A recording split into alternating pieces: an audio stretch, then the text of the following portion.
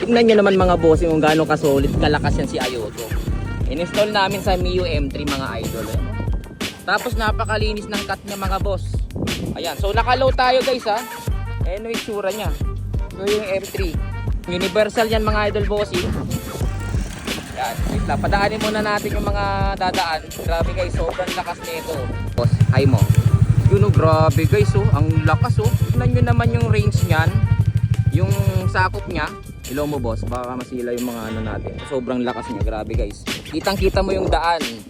Hindi ka na ano guys, so kahit madilim, nagna-right ride ka, kitang kita. Ayan, tapos ang linis ng cut niya. Ayan, basta si Ayoto, napaka-solid niyan. Tapos built-in na yan na blower. Matagal nang ginagamit ni Idol Julius yan. Di ba Julius, kapag nabiyahe ka, tagal na. Talagang subok na, malakas, mabisa. Matibay yung pagkakagawa yan, napaka-solid. Basta si Ayoto mga idol bossing. Sige nga boss, isang high pa nga boss, high. Yun, grabe guys oh, ang lakas oh. Kaya kung nagustuhan nyo rin po mga idol bossing si Ayoto, by LED projector light, iiwan ko na lang po ang link niya sa ating yellow basket para sa quality order nyo. Check out na.